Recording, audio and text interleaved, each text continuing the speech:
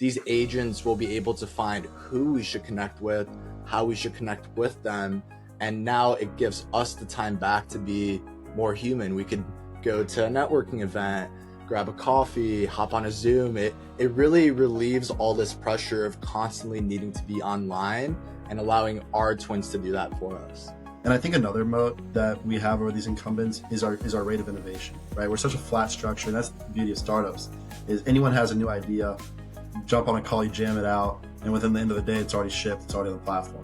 Matt just built out a warehouse in 2 days, and it was just kind of spur of the moment. It was kind of in our roadmap. We decided to jump it up, accelerate it because of some requests from clients. And so I think it's just a rate of innovation that we are able to unlock. Matt, Jack, thanks for joining us today. Could you just share a little bit about what product you're building and why did you choose to build that? Totally. We're building HeySquibb. We're an AI research lab modeling human psychology to build digital twins to run your social media. We've kind of noticed how crucial social is in today's day and age, and how it's not really about paid ads anymore. It's more about that organic brand that you're putting out there. And we wanted to create a tool that makes it easy for anybody to launch and deploy agents on different platforms to grow their presence for them. That's great. You mentioned psychological replicas instead of just another scheduling tool. What made you focus on that? Yeah, it comes from my background primarily. In 2023, I built an AI therapy clone. I saw just how necessary therapy really is for men in general, as it's super stigmatized. And I realized it's building a digital representation of someone that has a large impact on overall ecosystems. And we've seen kind of how there's different scheduling tools out there, but they're frankly quite bland. And we wanted to make one that is quite literally you. That's interesting to hear. Could you make a better version of me? This is what you could look like, David, if you were a little bit more even tempered or something like that. Maybe one day soon. Right now we're at about a 76% accuracy on how closely we resemble you. And every time you use and interact our platform, it continuously trains it to make it better and better. So as you grow and evolve, your agent does as well. There's a lot I want to get into, but I'll pass it over to my colleague, Becky. There's, lots that we could get into here. Some kind of philosophical in the sense of, so having a digital you, and I assume it's only going by what it sees that you've posted, right? What you've put out into the world. So one of my questions is, what if so far what people have put out into the world has also been AI generated? So it's not them. Do you see what I mean? Totally.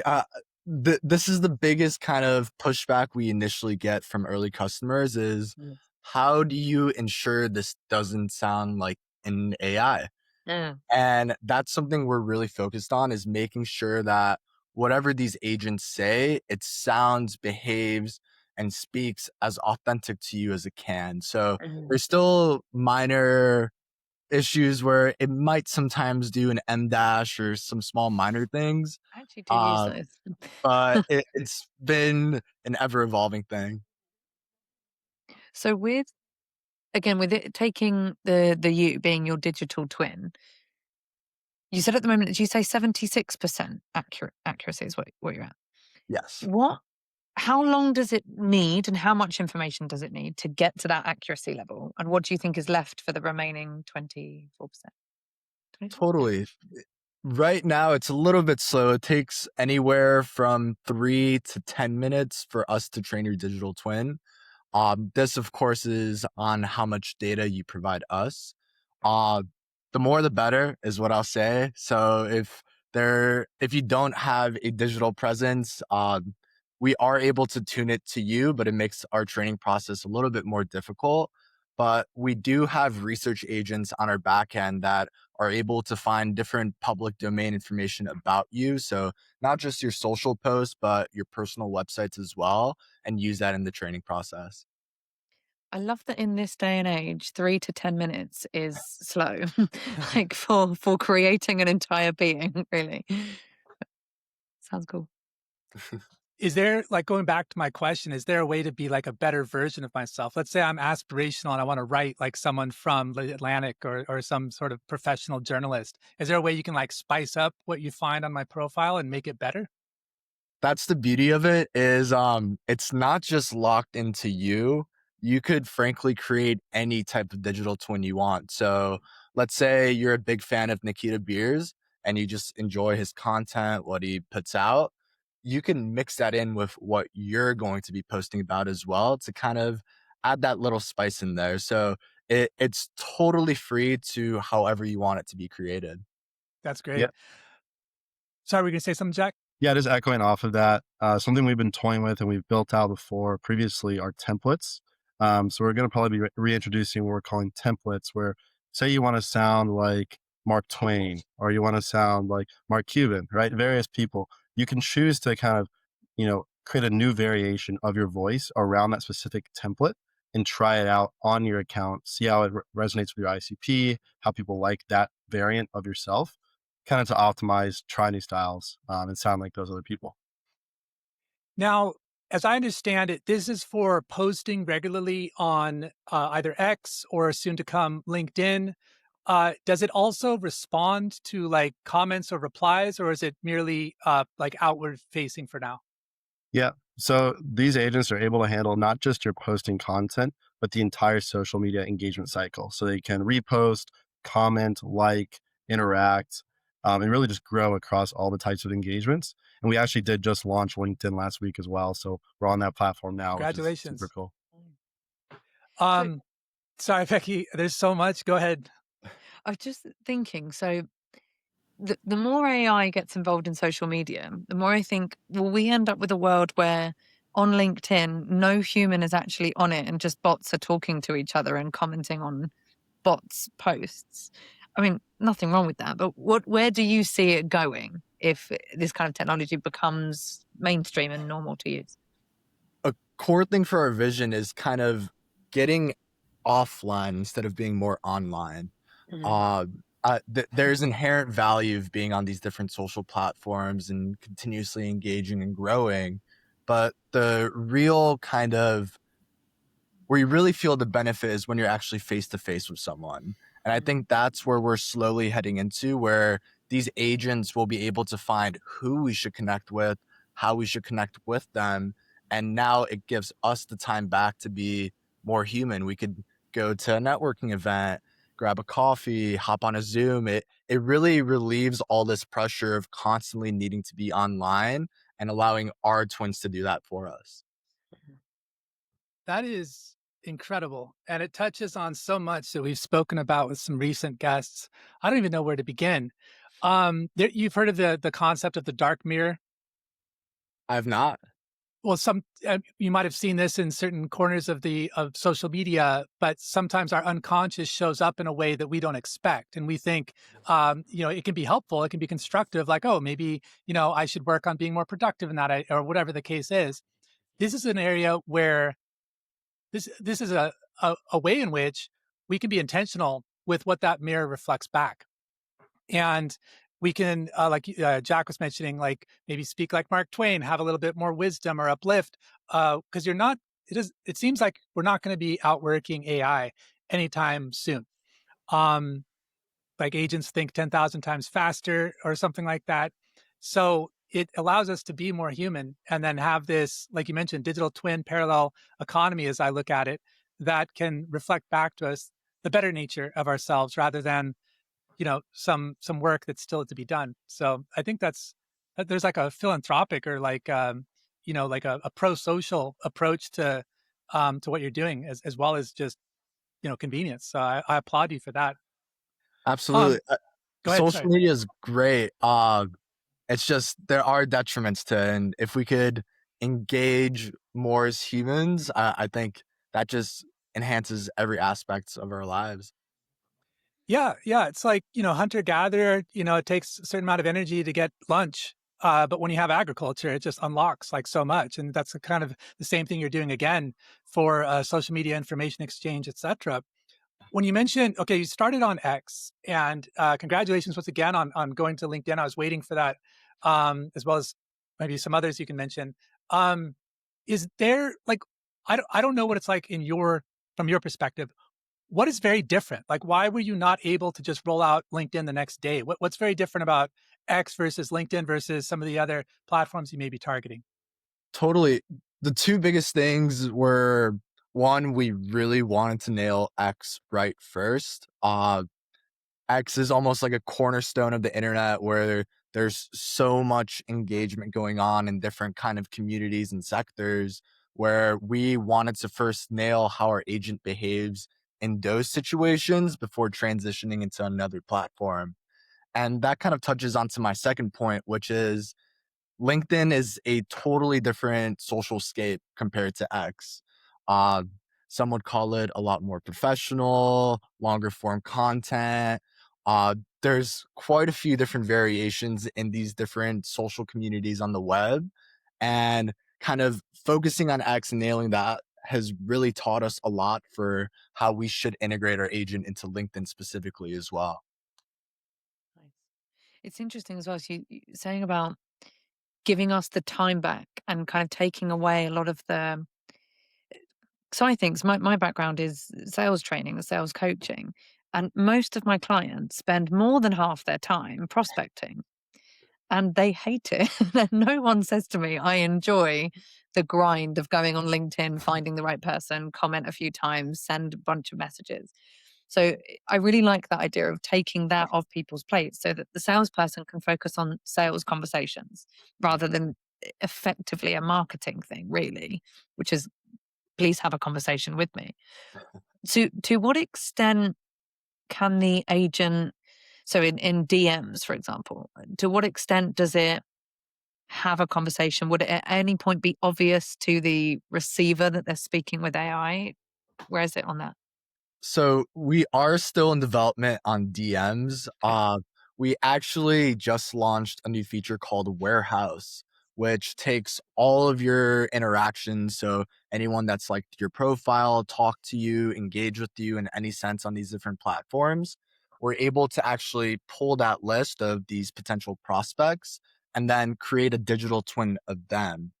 It's still early days. So the conversations, they're pretty good. There's a lot of really good background that we're able to get from these conversations with your potential prospects off the web, but it's still a continuous cycle for us as we're developing it out.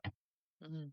Could see that being something that is in the world of sales prospecting, which is where I'm thinking of it, of its use case, that would save so much time for people. And again, stuff they don't want to be doing. Nice. It's interesting from like I don't know, like a value perspective, ethics, how I feel about it. Anytime there's change, it's like, well, how do I feel about this? How do I feel about like having a phone with me that takes pictures everywhere I am? Um, I was just chatting with ChatGPT the other day about comparing the year 2000 with the year 2025. So it's a quarter of a century. In the year 2000, dating myself here, when you left, like people had to wait for you to get back typically. You just had faith and trust that you were still alive because the way to like confirm was limited. And just that changed everything. There was more of this like breathing in, breathing out, respiratory kind of existence, whereas now we're just breathing in constantly. Like, you're expected to check in if you're 1 minute late, or you have the luxury of showing up late because at any time you can say, hey, I'm running late. Which is everything was like organized differently. And for better or worse, there was less information. So that means that there was some gating with institutions that doesn't exist now. But the flip side of that is that usually what is there is a little bit more focused. In one sense, actually on the TV side, the episodes were like forever. Like it was like one season would have like 30 episodes. But anyways, just some of the changes. When you talk about like what you're doing here, and there could be this confusion over whether someone's engaging with an AI agent or like me or, a human. At first it seems like, oh, that's cheating. Like it's not really David. But in the other sense, I'm kind of playing devil's advocate here. I'm cheating as a human being because I'm not like, you don't know who I am right now. I'm playing a podcast host. You don't see me frustrated or low on blood sugar. You don't see me underslept. You see me at my best. So that's cheating. So like if the AI, if I have to program it, please be respectful 100% of the time. Please be whatever. It's like in a sense, you're getting the best version of me. So I don't necessarily see it as like, a cheat code. It's more like just ensuring that I always show up correct, I think. Do you guys, have you had any kind of discussion about this internally? Like, how do you, where do you fall, or what do you tell yourselves or others about using a crutch, if you will, if some people put it like that way, rather than just showing up and doing 1,000 DMs every day? Totally. I don't want to call it our generation's calculator in a sense, but it's a new tool. It's a new way people are starting to engage and behave on these different platforms and on the web in general. And some people might view it as cheating, but then there's the early adopters who are like, this is absolutely changing the trajectory of how I run my business, how I behave on the web, and how I socially interact.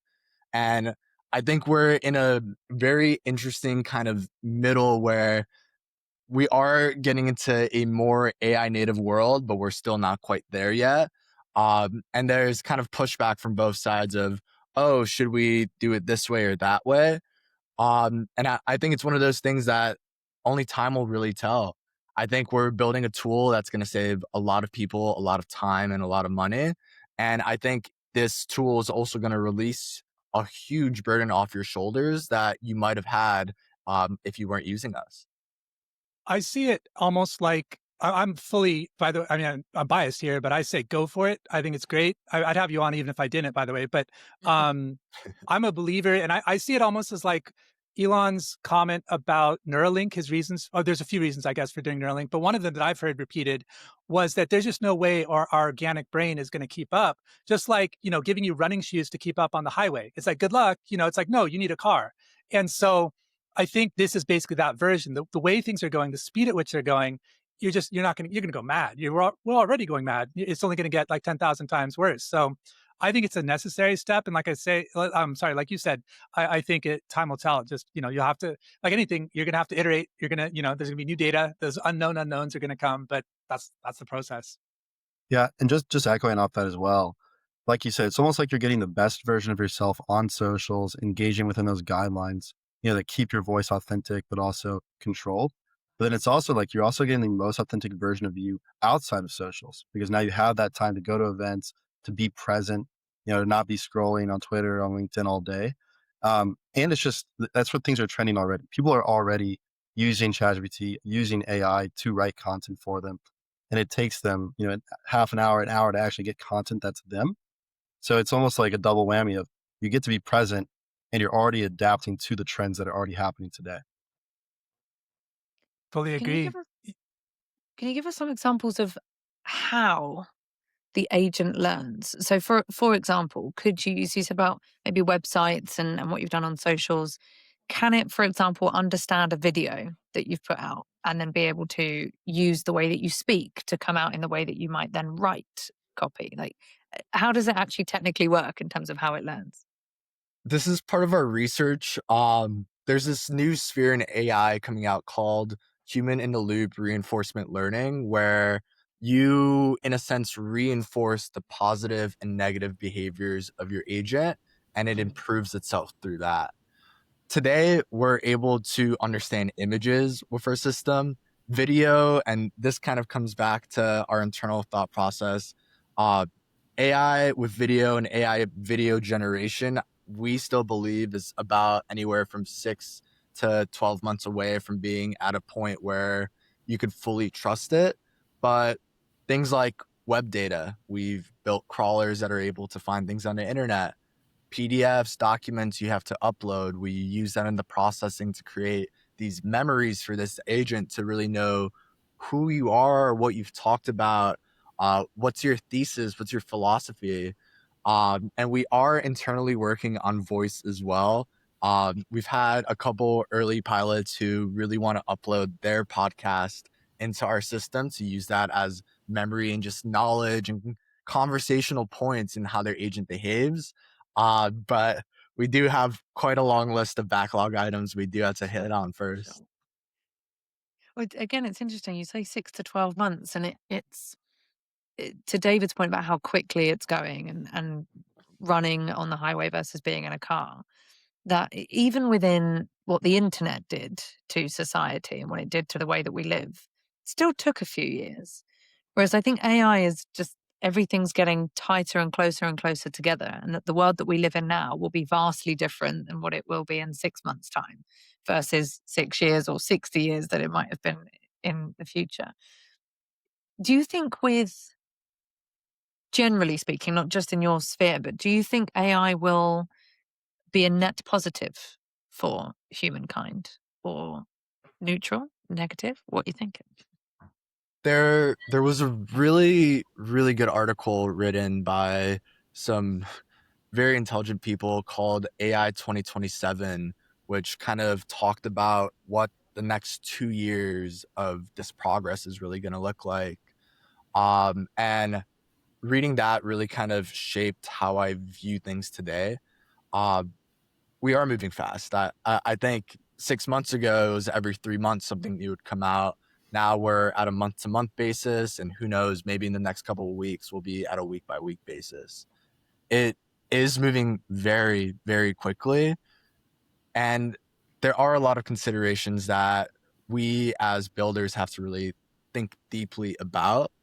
But I don't know. Maybe I'm a hopeful optimist. I think this tech has an abundance of positivity that it could potentially bring out. It could release time. It could help in medicine.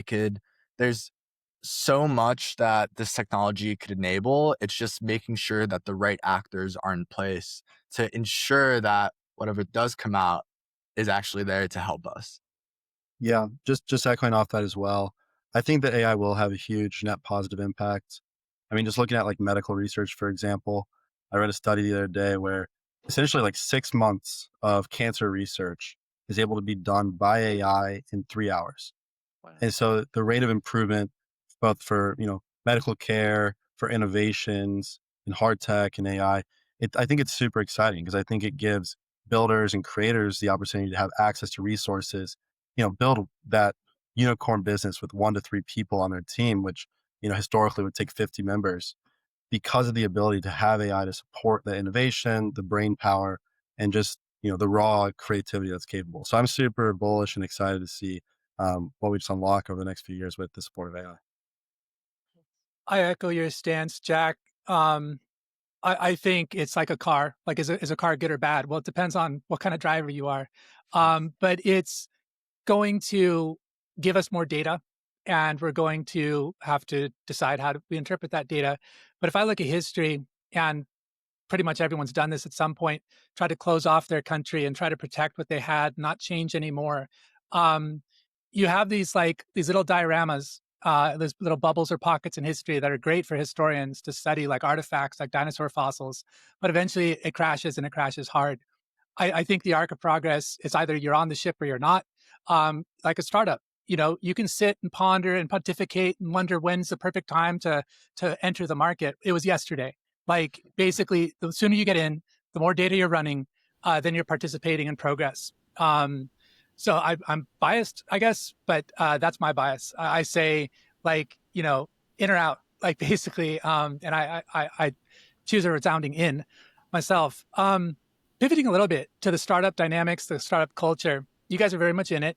And as I understand, you all moved in together. It's almost like reality TV, at least from what I see on your X feed.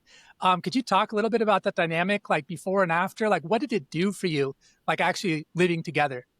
Challenges, benefits? It did get a little bit smelly, but so for some additional context, we moved 6 of our teammates into New York City, and it was a 6-man in a 4-bedroom. So as you can imagine, there weren't enough beds to share. So Did you take it in turns to spoon? Is that how that uh, some did, but some were delegated to the air mattress, others to the couch, and we were cycling through it, and it was crammed. It got a little messy here and there, as you could imagine, with 6 dudes.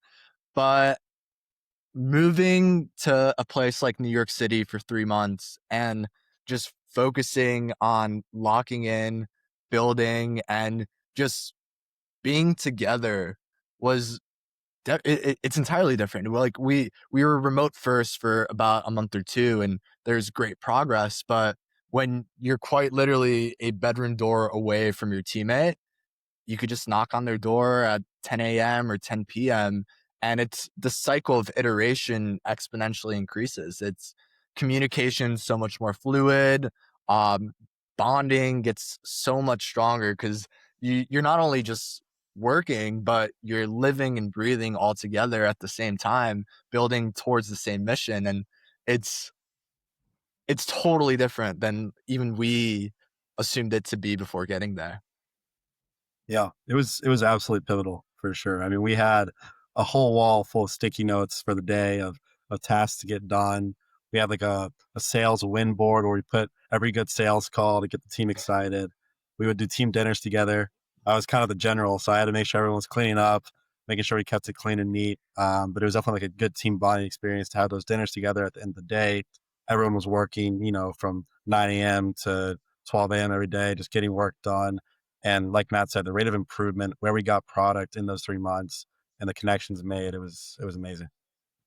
I imagine that lands really well with investors as well. As I understand, they love to see commitment and they love to see co-founders and like that team cohesion and dynamic. Like you're in this ship together.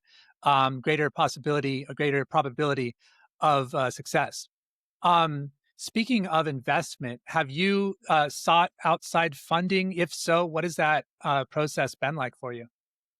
We're entirely bootstrapped from the start. It's expensive. It's running a business is a lot more expensive than I think any of us initially thought it'd be. But we've been running our own ship for the last couple of months, and who knows, maybe sometime in the near future we might open it up.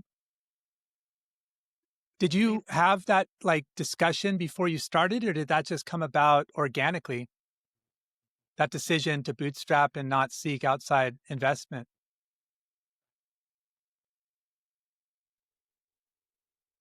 I Either got it. I think Jack it. or I think it was an organic thing. We had really came together, started really building in February, and realized that if we wanted to show commitment, and show the love of our product, what we were building, our vision, we need to put our own skin in the game.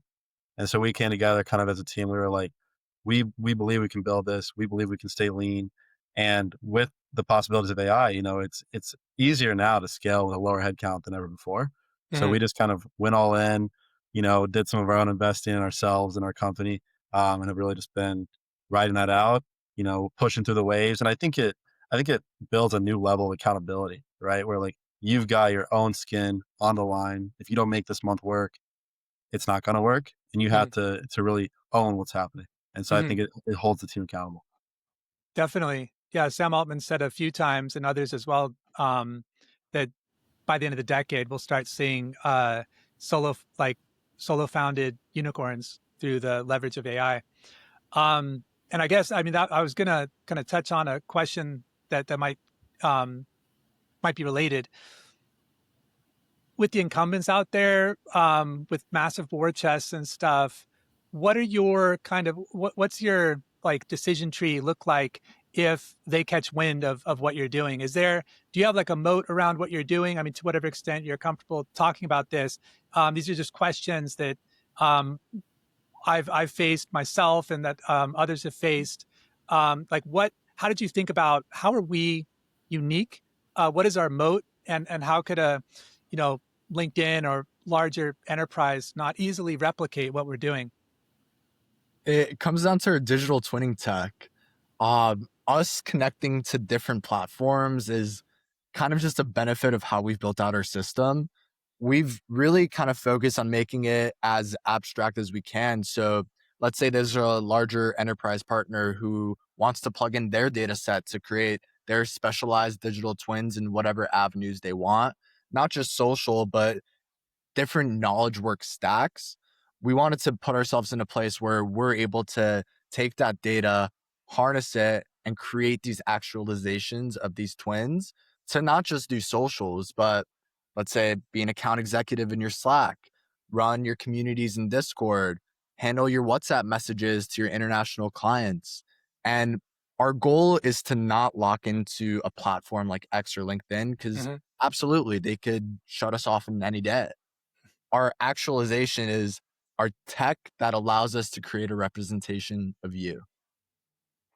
Yeah, well said. I think, and it ties back to kind of our vision of the lab, which is modeling human psychology at scale, right? We want to build these knowledge workers for various stacks down the line.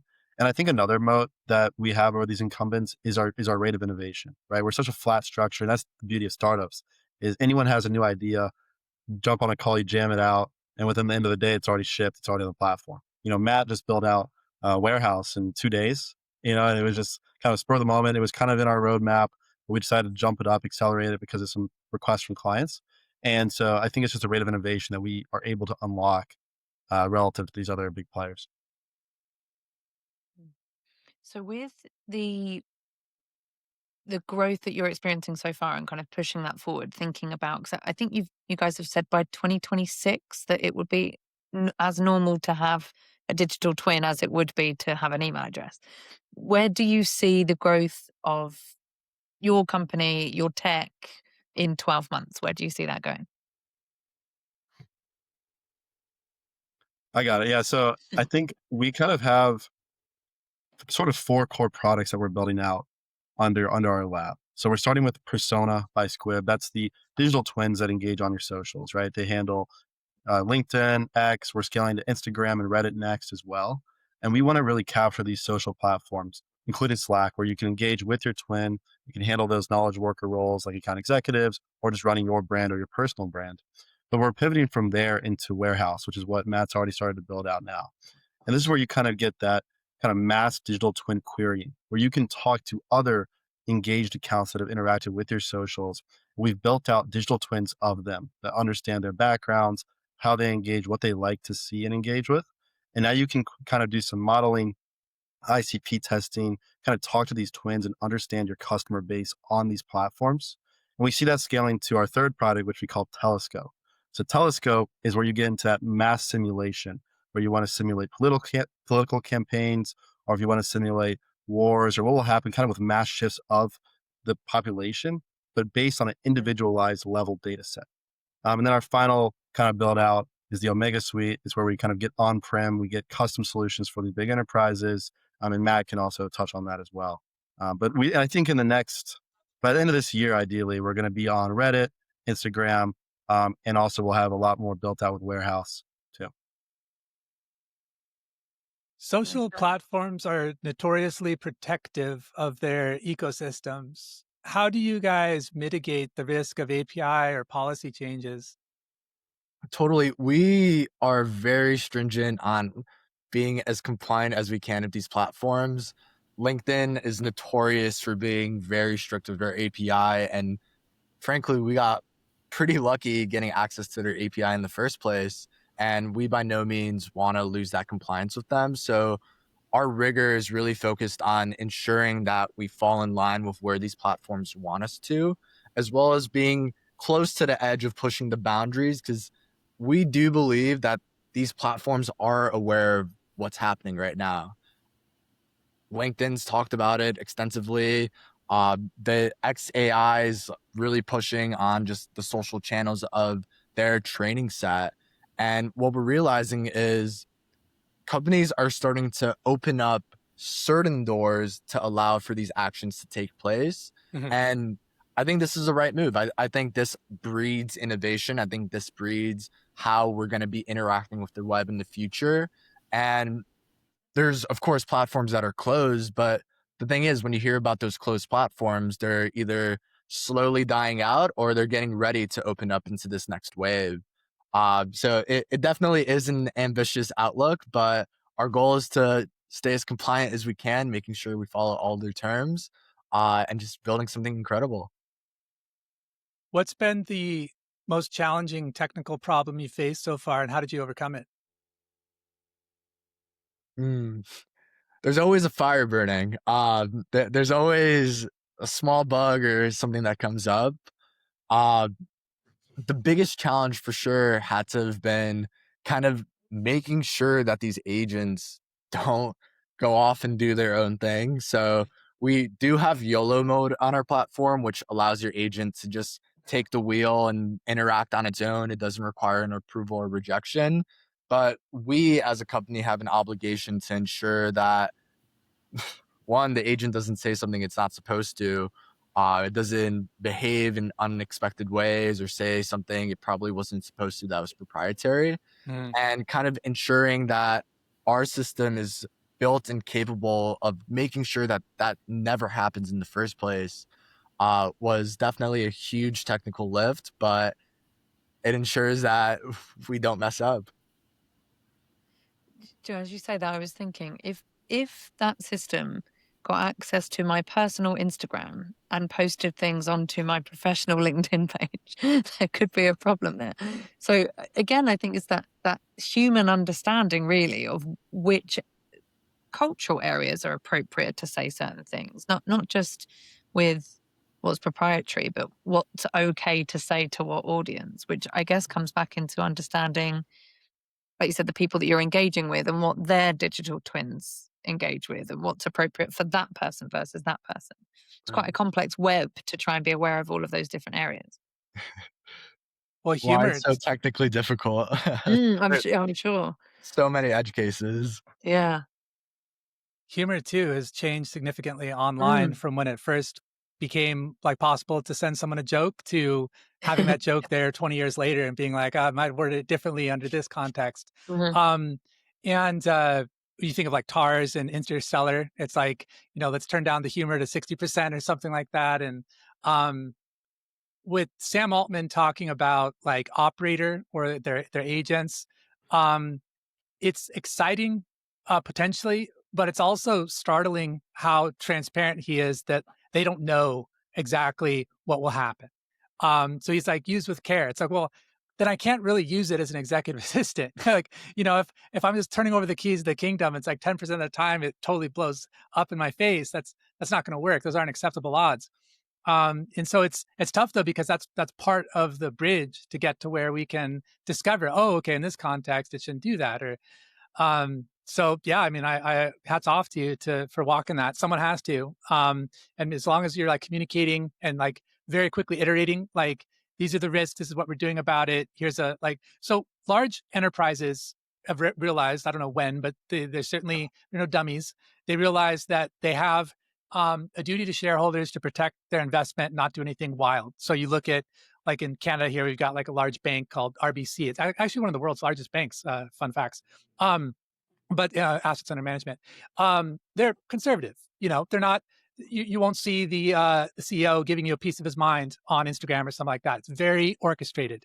However, they're also aware that there's crypto, there's all sorts of other things like popping off, and they want to capture that. They have also a duty to shareholders to increase profits. So how do you navigate this comfort of predictability that people invest in these institutions for, and capitalizing on maximum gains? So they created this air-gapped sandbox. It's called RBCX. There's BCG has something similar. There's many companies like this, and this is where they have like they can burn it down if it need to, like experiment. And so I think maybe it's something like that where you can show like 2 lanes where like you're totally safe here. And then if you want to benefit on like VC investment type, returns, you could get 100x ROI on your time management here, but it could also blow up. So don't put like, the trust fund in there as whatever. Have you thought about that at all? Totally. Enterprise is like, we have to ensure the product is exactly what they need and is fully compliant with their needs as well. And I think that's the beauty of how we've built our system out is, again, it's very malleable, but depending on needs, like the way we see the scape in general is there's the early adopters and then there's the kind of the slower movers who are maybe testing the waters, but aren't ready to fully dive in just yet. I think today our primary focus internally is to go a little bit harder towards those early adopters as things may break, and we're looking for partners that are okay with kind of walking through that trench with us. Because as you were mentioning, Sam Altman said, like there's so much unknown where you just have to see it to know what's going to happen. With those other enterprises that we believing are going to trickle down, it's just ensuring we follow regulation. It's Mhm. like we've talked to venture capitalists, we've talked to a large fund who they have things like SEC compliance on what they're able to post on social media. Mhm. And these kind of things do require a specific build out, as not every customer is going to need an SEC compliant agent, or not every customer is going to need a HIPAA compliant agent. But it's one of those things that we narrow into those lanes when we get Mhm. there. Yeah, and two other things to add as well. I really like what you mentioned, David, around almost having like variations of content and having like a scale of like this is a little higher risk, high reward content. This is safer, maybe lower impact. We've already kind of built out some variations, that a drop down you can have on each post that your agent wants to make, and you can see different types. Maybe it's more fact based content, or if it's a longer form content, or more comedic. And so that's something that we are kind of toying with too internally, is like building out sort of like a risk to reward ratio for each of those variants. And then the users can also pick a certain variation at the time in our admin dashboard. And the other piece, touching on what Matt mentioned as well, is right now we're kind of focused on those early adopters. Really, we're targeting kind of two main ICP. It's these go to market founders that are building, go to market solutions and want that thought leadership piece. They don't have the time for the LinkedIn content writing, but they want LinkedIn presence, they want X presence. And the other piece that's really been working out well for us is agencies. And the agency piece is that they like that they can deploy, various agents for their clients on these social platforms. And then they get that control and granularity of, with the slider, how many posts they want per week. Do they want these to be auto or approval based? And then when they reject a post or something like that, the user also gets to give direct feedback as to why this didn't align with their brand guidelines or their content style. And so I think that's kind of the full circle of where we're targeting those early adopters. We are building out kind of that sensitivity analysis of impact versus risk. And then longer term vision is to eventually get those enterprise clients as we scale and have custom solutions for them with compliance. Nice. So thinking of, I'm sure there's so many technical areas as well. I'm sure security, data, privacy, and all of that are all things that you also need to throw into the pot. How much how much does security play a part in what you're doing and in building out tech, especially if it's obviously linking to different profiles and things? It's incredibly crucial. What we are doing is training an agent off of people's public and private data that they provide us. And if we're not able to ensure the security of their own data, as well as the anonymization of the data sets we build to train these agents on, we may as well not be doing this, because why would anybody Mhm. trust us with their data?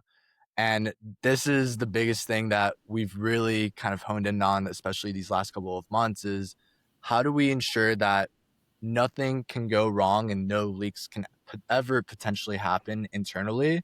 Because the moment anything like that spills out, we may as well be as good as dead.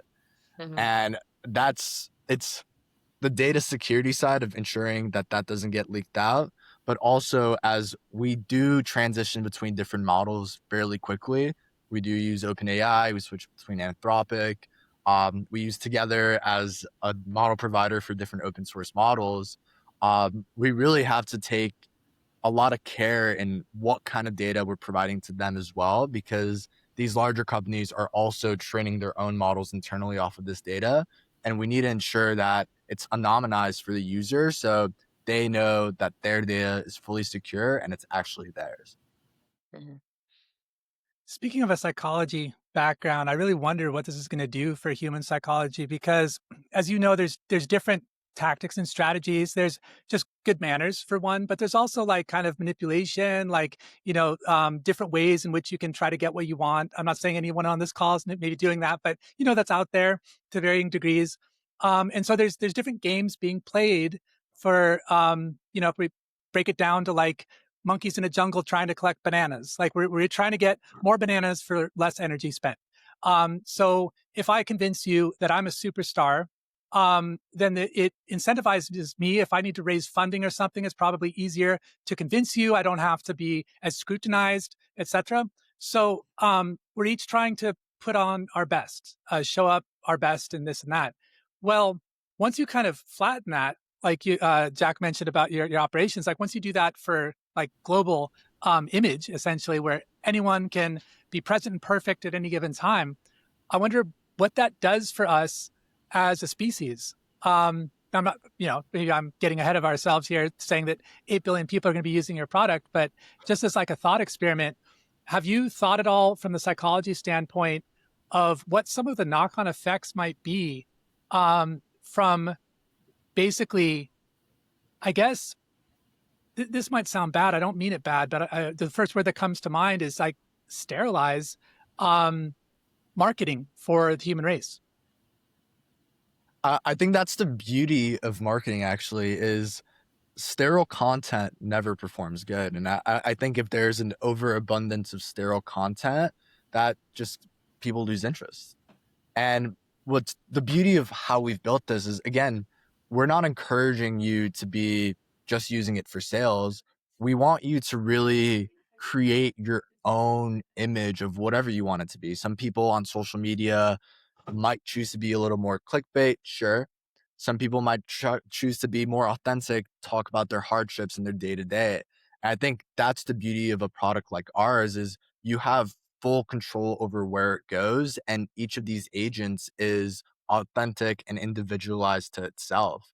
It we don't look at it as like a single flat plane of all these agents are the same. We look at these as individualized agents that are their own creation. So whatever you have, whatever you tell it to do, however you tell it to behave, it's going to reflect that. And if you don't see any positive benefits from it, such as you're not getting good views, people are getting bored, or there's just a lack of viewership in general, I think we as people realize that. And I think it's up to the person to really determine where that agent goes with its content and what it kind of puts out there as well.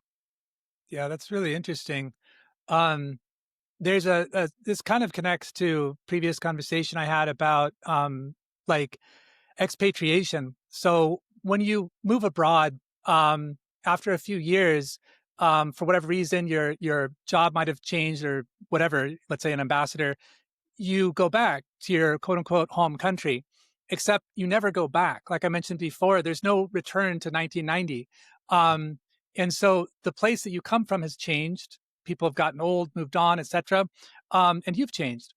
But your memory of where you came from is like this fixed spot in your mind, and you keep trying to go back to it. And it takes a while for you to realize, like, no, it's gone. Like you're going to a new place always.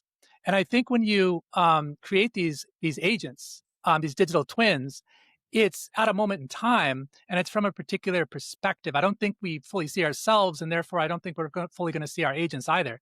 Too many like variations and context switching, etc. So in a sense, we're increasing the population of Earth from 8 billion to 16 billion, let's say, again, if everyone has one, and then perhaps more and more.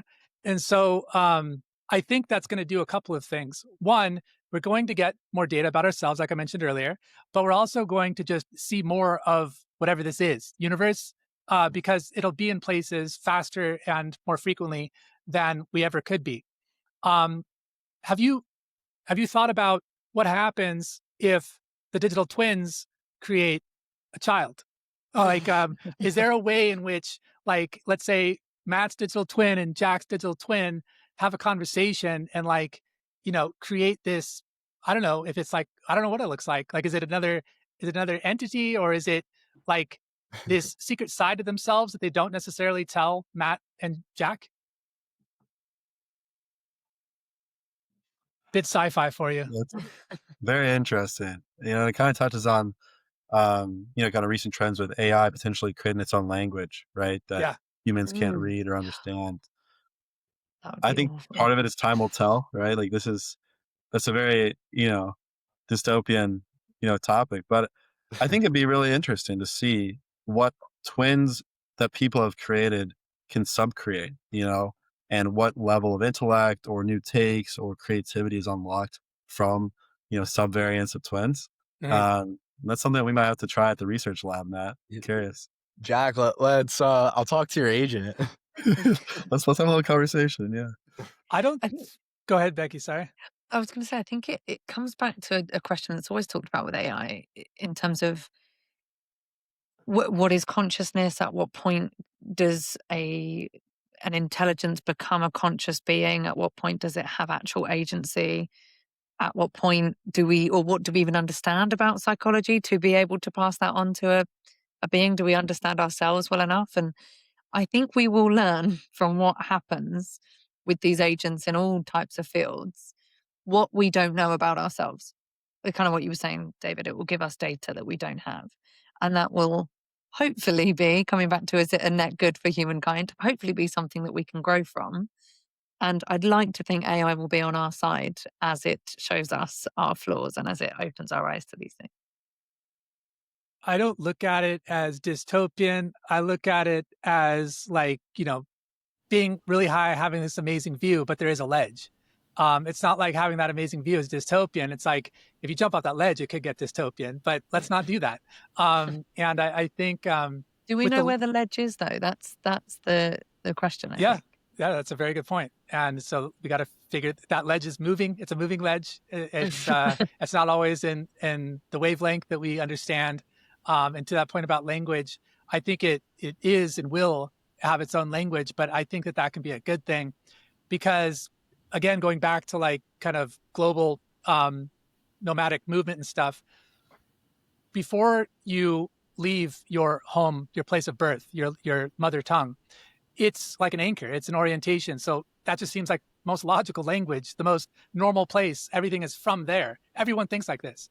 Until you learn another language, you're like, wow, I had no idea that you could articulate that kind of thought. We don't have that in my mother tongue. And then it becomes almost like this addiction, like getting tattoos. It's like, oh, I want more other languages because how much am I missing out on from like understanding what I thought was reality around me? There's like so much that I'm not seeing. So I think there's potential for the AI agents. I think there'll be myriad languages. I don't think it's going to be one language. I mean, humans have hundreds of languages right now. Some have died out. And I think it's going to be an order of magnitude more than that. And so I think we're going to learn more about communication and like, again, the data point. Talking about bootstrapping, how do you do it? Like you're like, how are you making ends meet, keeping morale up when you're not, let's say, relying on hefty VC checks? There have been quite a number of, oh shoot, we are quite frankly on the edge right now moments. But it's kind of realizing you just have to bite the bullet sometimes. We've all been thankfully fairly successful in how we've done in our early careers. Our family has not invested in us for reference as well. This is all coming out of our personal accounts. So it's one of those scary things of, oh, this month's looking a little low. But it's a motivator, I'd say it's when you look at something and you realize just how close to the edge you really are, it pushes you to go even harder at it, because if you don't, you won't make it. And this means getting additional clients, maybe doing some odd jobs here or there, or taking out a little more than we expected to put right back into the business for additional growth. No loans, don't worry. But it's worth it. I think what we've put in, we've learned an amount more. I think we've learned so much about ourselves. I think we've learned so much about the space in general and how business in general is done. And yes, there are many struggles with bootstrapping, but I think we will ultimately come out stronger because of it. It's like the definition of kind of back against the wall. You know, you don't have anyone to bail you out. You need to take full ownership of what needs to fix today to get the result you need to stay alive. And I think going back to like the team morale thing too, it's about building that culture of like celebrating wins together, you know. And something that we would do in New York was we would do pizza Fridays. So every Friday, you know, the team had worked super hard throughout the week. We were all super excited about working hard, and everyone was looking forward to that pizza Friday. We'd go pick up a local slice from one of the best pizzerias and go back to the place, maybe watch a show for a little bit. Just have like team bonding every Friday. It's kind of like a solace moment of look where we came from the beginning of this week to now. And that was definitely something that just kept the team morale going throughout the summer. It's so interesting, the things that motivate us more than others. I always do when I'm talking through for salespeople to think about how their buyers or clients make decisions. That if you think about it from an evolutionary perspective, if you're in a cave and there is a bear in the mouth of your cave right now, how quickly would you act? Probably immediately, right? And you would do something. You wouldn't go, oh, let me analyze my options here. You would immediately do it because there's a bear in your cave. If the bear's a mile away and somebody says to you, bear's on its way, you're still going to do something, but not as quickly. You will weigh up your options. You might decide to, let's see what happens. Maybe it won't come here. You might barricade it. You might put a fire up, whatever you do. I've never been in that situation. I hope never to be. And then the third situation is there is no bear. You're okay. You're just in your cave and somebody says, hey, there's a better cave over here. And you go, nah, maybe, I might, maybe not. So it sounds like you guys have literally put the bear in your own cave, right? You've decided to give yourself that strongest motivator in the way that you're choosing to grow this business, which means you can't just sit there and weigh it up. You've got to act, and you've got to act immediately. So it's probably a very good productivity hack is to put the bear in your cave, which it sounds like you've done. Definitely put the bear in the cave, but be know that sometimes you gotta find your way around it. Yeah. Yeah. Nice. Well, this was a fascinating conversation. Sure, there's much more we could talk about in a part 2 further down the line, celebrate some more milestones. But could you just share like how people can get in touch with you, see what you're doing, maybe a couple signals to look out for on the road ahead? Yeah, totally. They can check us out at HeySquibb.com. We are fairly active on X, so if anyone's interested in seeing how we're growing, how bootstrapping's going, and where the product is going in general, they could check us out over there. And we're fairly active on socials. Some people might find us in New York. We're going to be in San Francisco in the next couple of weeks. We love coffee. We love going out on little coffee chats, and we're always open to a good conversation. Well, thank you, Matt and Jack, for talking to us today. It's really great to see what you're doing, and best of luck for the road ahead. Awesome. Thanks for having us. Yeah, thank you so much. Great conversation.